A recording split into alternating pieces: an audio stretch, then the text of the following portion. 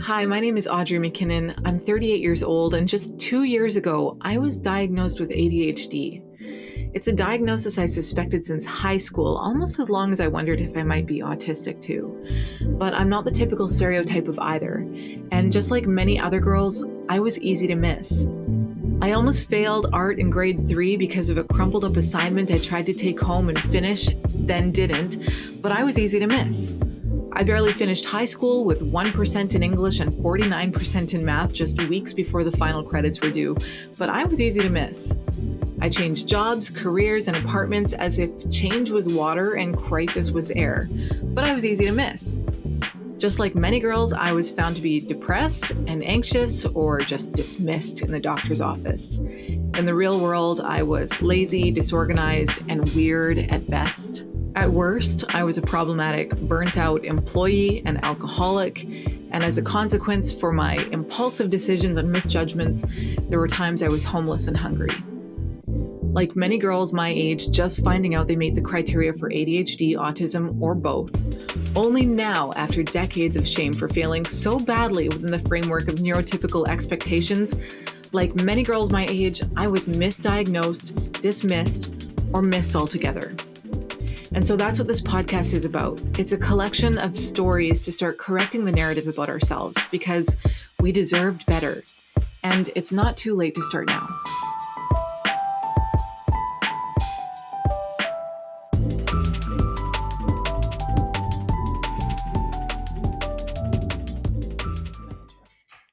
Okay.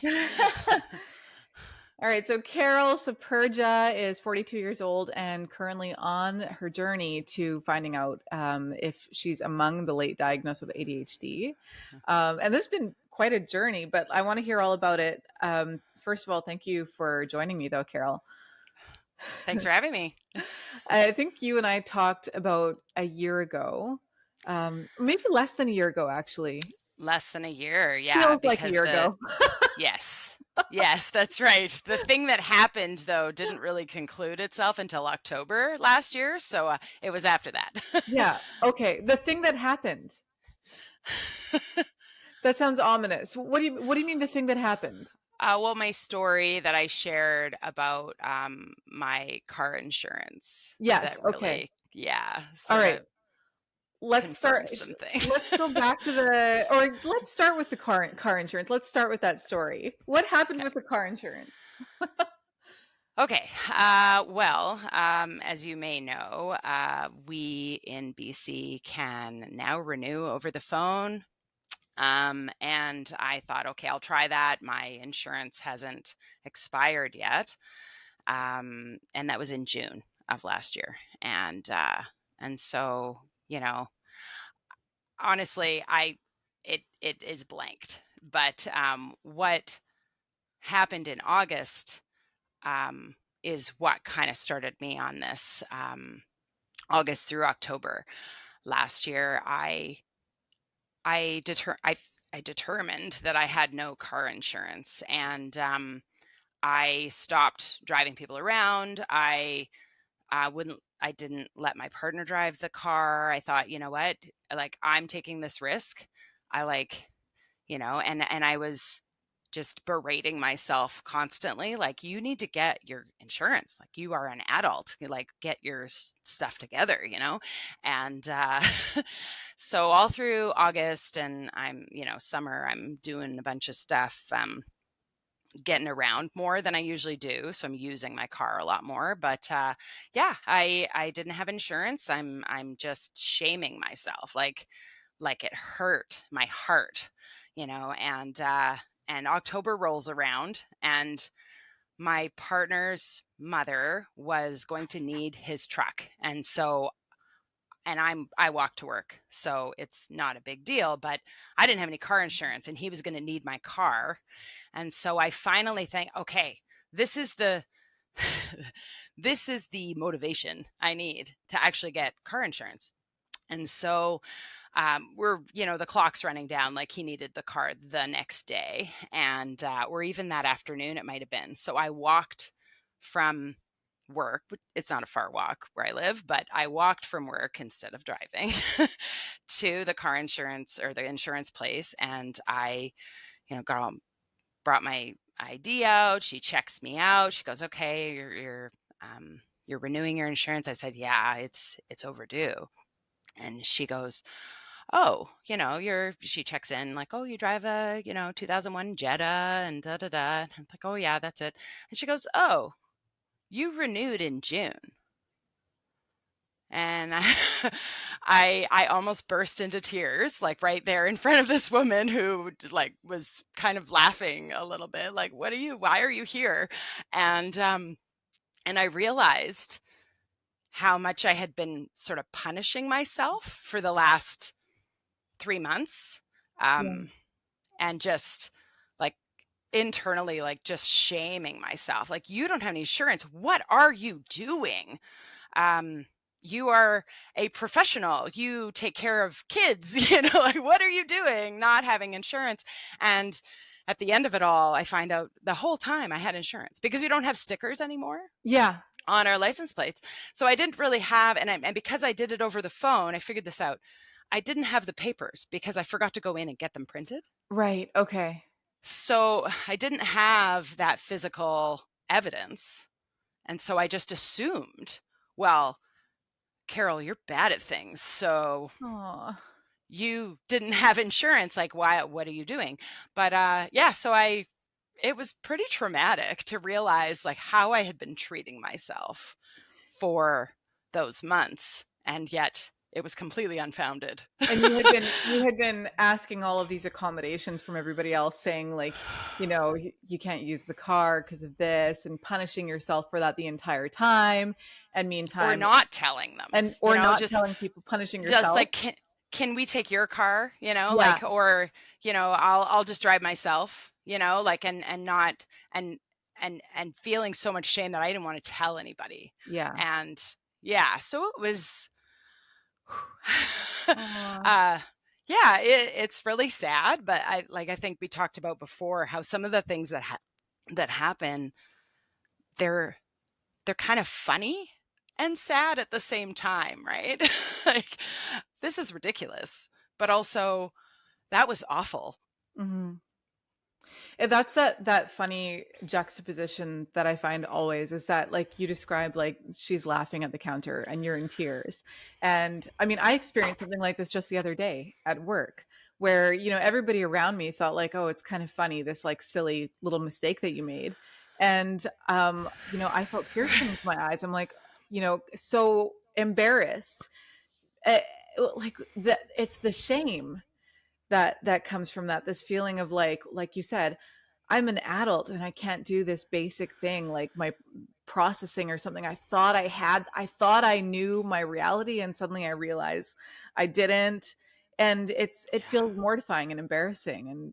And but there, in this other kind of reality of the observer, it looks kind of like quirky, funny, cute, like haha. Right. Like, how do we make those, it's hard to reconcile those two kinds of perspectives, I find. It is. It's so much internal conversation is going on that nobody knows about. Like, you really, I think we outwardly, like, we try to make light of it Hmm. because we are trying to save face and be okay.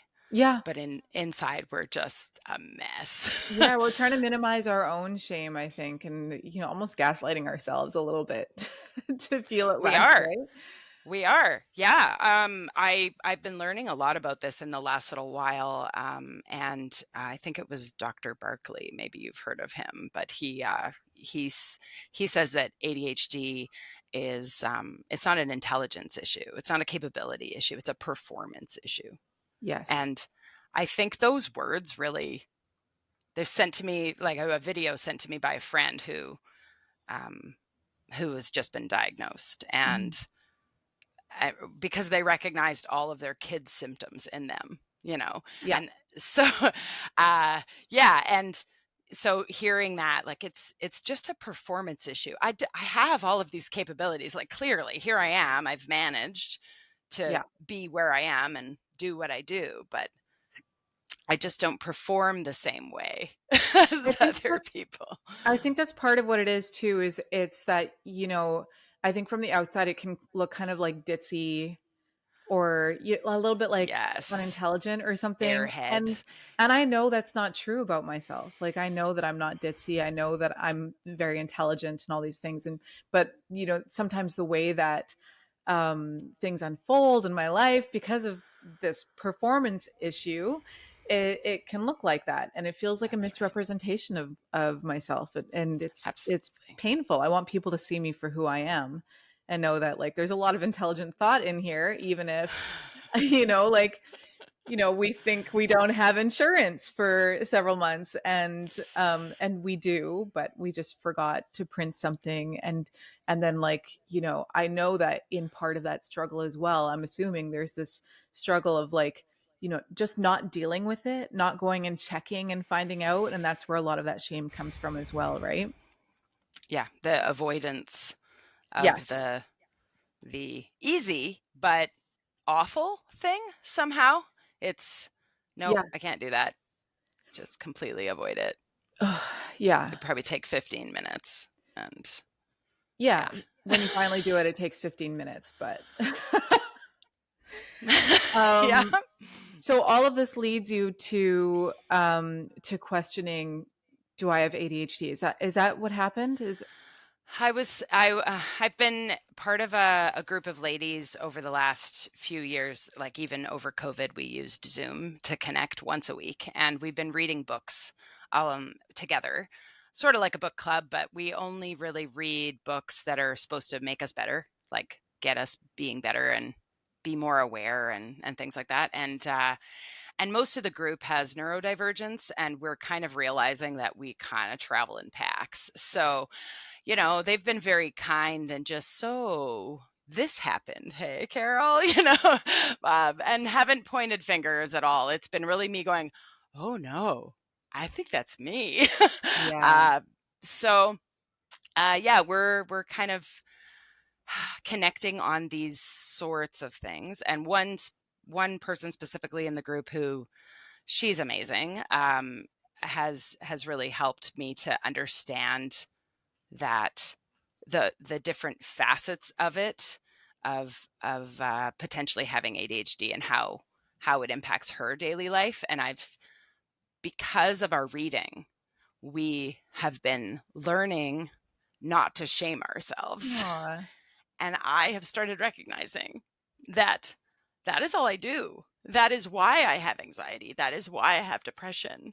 And so if the shame is rooted in something else, not in an anxiety and depression, then that's another, that's something else to follow. So because I was diagnosed with anxiety and depression before the pandemic, strangely, and I was on anxiety meds. I was on serotonin uptake inhibitors. And I realized through our journey in learning more about ourselves and being more self-aware and about feelings and needs and things like that, that once I stopped shaming myself, I didn't need those meds. Oh, really? Wow. So, and I was on a very low dosage, and I think I did that because I'm a very feeling person. And so if there was an edge where I went over taking the meds where I couldn't, like, cry when somebody told me their parent died, like, that felt so bizarre, Mm-hmm. and so I took a very low dosage, and it really just took the edge off of the shame. I was able to think a little bit more logically about what was happening. And I would think, oh, well, that person doesn't hate you. They just don't want to hang out right now, and and so once I stopped shaming myself, I found it really tricky to take the meds, because if I if I took my pill, I have to take it with food, or it would give me heartburn for 4 to 6 hours, and it wasn't worth it if I didn't take it with food. And because I wasn't feeling enough of a benefit from it, there was not enough motivation to make sure I ate something so I could take my pill. Mm. And so I stopped taking them. And I didn't find that I felt much different because I think I just had better skills for taking care of myself, for saying nice things to myself in my head, And so I didn't need them, but I was still doing those things that could cause the shame. And I having to check myself every time and be like, no, like, it's okay. Like, you're a good person, Carol. Like I just always be talking myself out of the shame spirals. And I started recognizing more and more that they were ADHD symptoms. Aw. And so these nice things that you're saying to yourself that have kind of, I guess, minimized the shame for you, like, what are these nice phrases that you're talking about that are going through your mind? well, some of the things that I've learned, like we've been with our group of women who, amazing, everybody needs one of these groups. We have been really talking about self-compassion a lot, and we check in at the beginning of our meetings, and we share feeling words and things like that. So we guide each other by supporting each other, and we help each other to solve our own problems. That do you want advice or do you just want to vent? Like it's not even there. It's unsolicited advice. Do you want some? uh, and the person, like we have norms in our group where like it's very respectful. So we've been talking a lot about self-compassion and learning those different things. So like something in my head, I might say, well, let's check in. Like, what story am I telling myself right now? I'm telling myself that this person answered with one word on a text, and that means they're mad, or they put a period instead of an exclamation point, and I'm not in their head, so their story is probably different. So I'm kind of run myself through, like, what am I telling myself and what's probably actually happening? And another strategy we learned was, to speak to yourself the way you would speak to your 5-year-old self. Maybe you've heard that one before. To the point where I actually was thinking about even bringing a picture of my 5-year-old self to school and having it on my desk.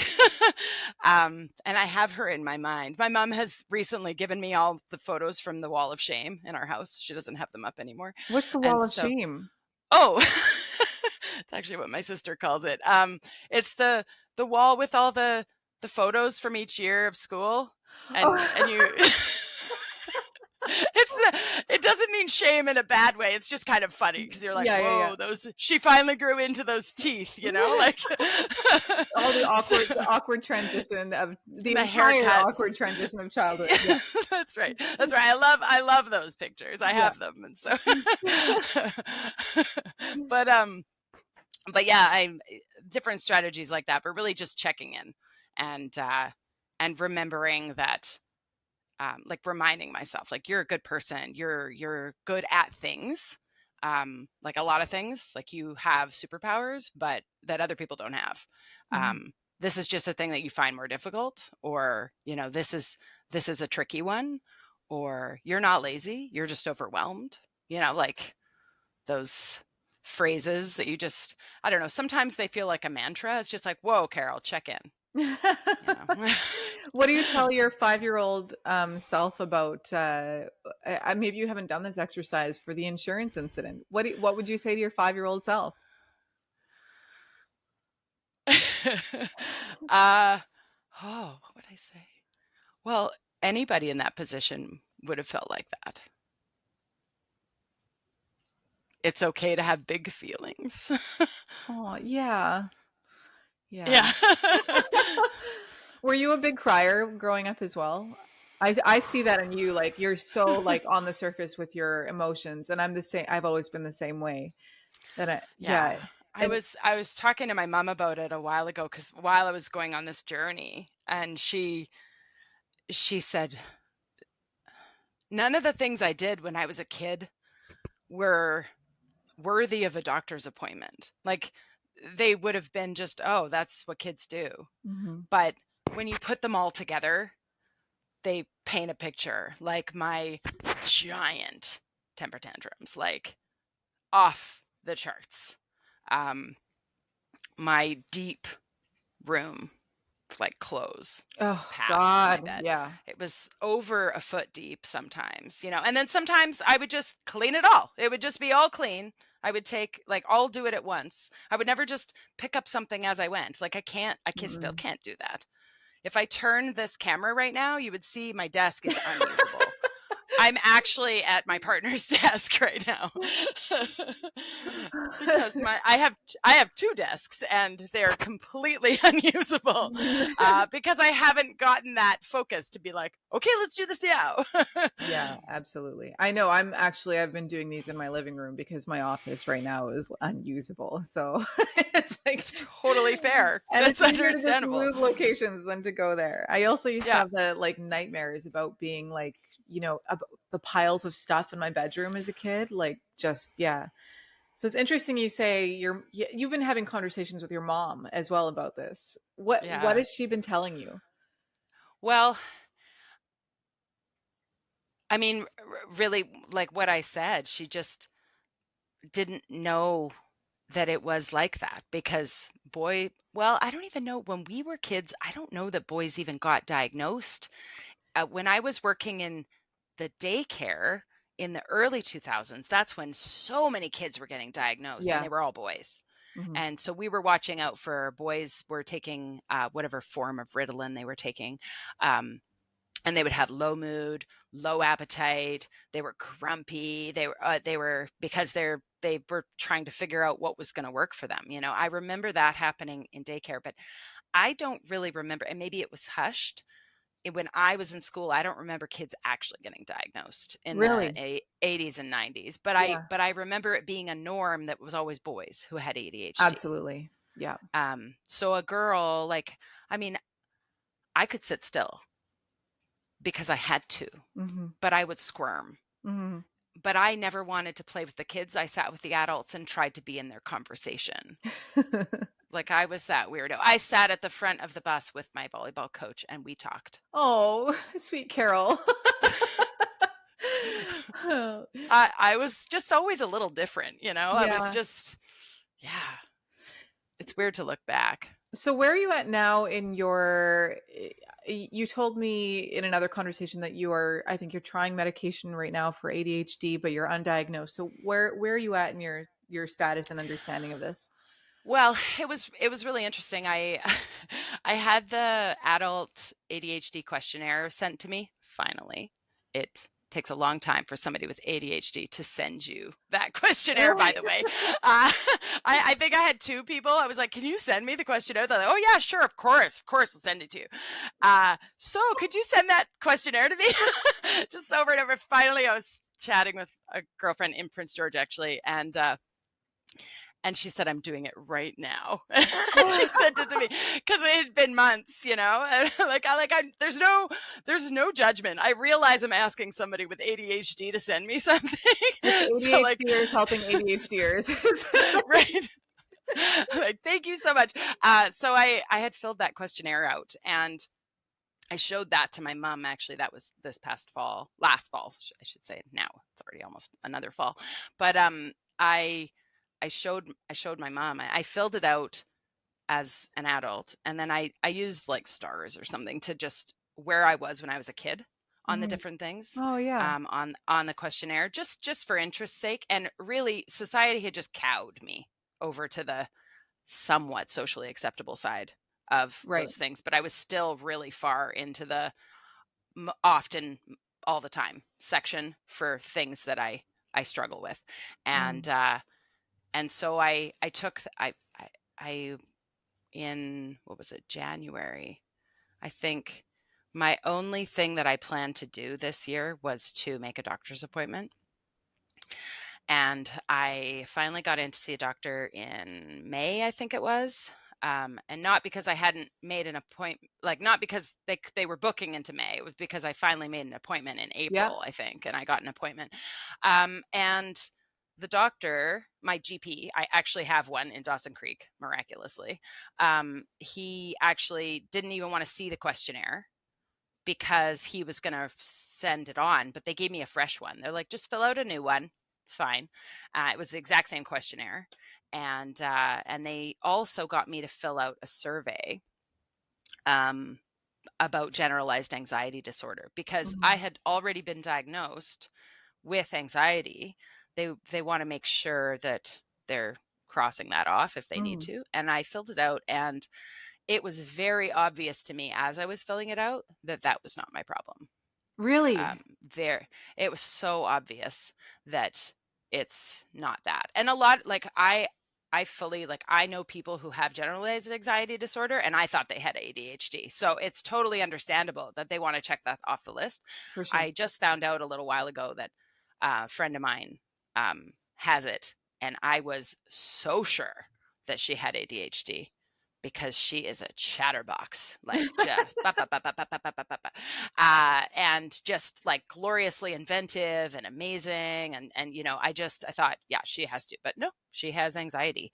Wow. And so, yeah, I was filling out the questionnaire, and then they sent those off, and it was actually, I think that day I got in to see a psychiatrist. It was like Wow. magical. I don't know. Yeah. My GP said, "Oh yeah, it doesn't take that long. Like this is actually really quick." And I thought, "Oh yeah, so it'll be like 6 months or something, right?" Because it's so hard for kids to get in to see a psychiatrist. I thought Mhm. it's got to be.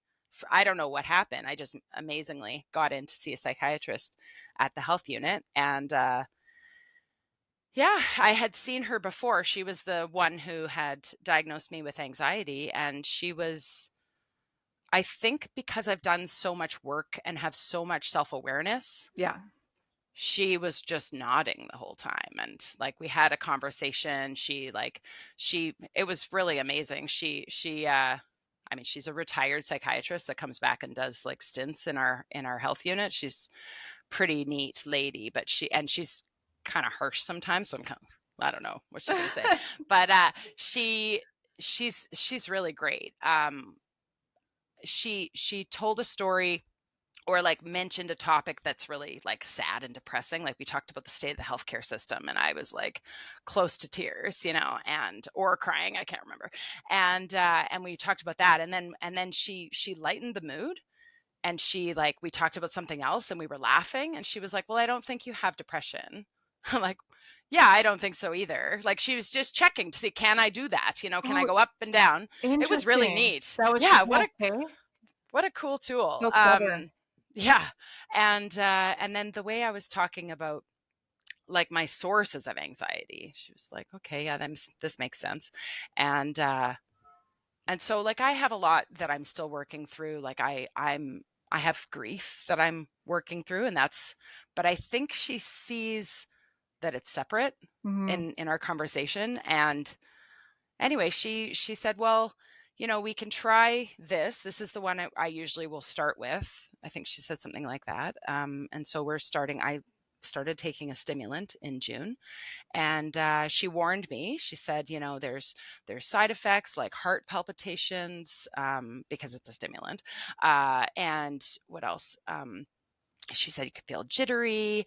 It suppresses the appetite. And I went, uh-oh. And she said, and it also might affect your sleep. And I went, okay, that's a no. We're not doing that, because I miraculously sleep really well. I don't want to mess with that. Yeah, I started. And she also said that for the first week, and somebody's on this, they're going to feel like awake and have a lot of energy, regardless of whether they have ADHD or not. Mhm. And what happens after that is that if you continue to take it and you still have the effect you're noticing, then it might be that you have ADHD. Right. But because I was drinking at work, I was drinking like 4 coffees, maybe 5 coffees a day. Yeah. Like I would just drink coffee all day.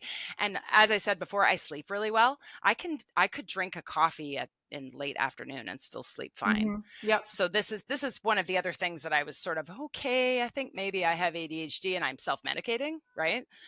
Just to feel even. Because Like coffee is a just stimulant as well. Yeah. Exactly. So, yeah. And, so I started taking this and I'm so glad I started in June because I could see how it affected my workday. I get about 4,000 fewer steps a day because my errands are efficient around the school. Oh, I'm kidding, like kilometers. so big drawback about. No, I don't think it's a drawback. I am exhausted at the end of a regular school day. Because so I work in a high school. I'm a high school teacher. And so like if I have to walk to the office and back, and then I have to do it again because I didn't complete my errand, or even, trying to take 2 things to 2 different locations, like I could do them on the meds. Like I was all day giving myself like mental high fives or literal high fives. Like I did a thing. It happened. It just worked. I walked across my classroom once to do a task. I didn't have to do it 8 times because there were so many side quests that I went on.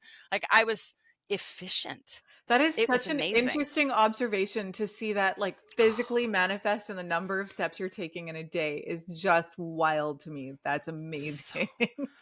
Yeah. And like I don't focus on that kind of stuff, but I have a smartwatch, but it was pretty amazing. And I also felt good at the end of the day. And another thing is that like I'm on a fairly low dosage. We're just trying it out. And it's enough of a difference that I'm like, I don't want to mess with this. I don't know. Like I could maybe go up a little bit and I would drink probably no coffees, but I still drink 2 coffees, 1 or 2.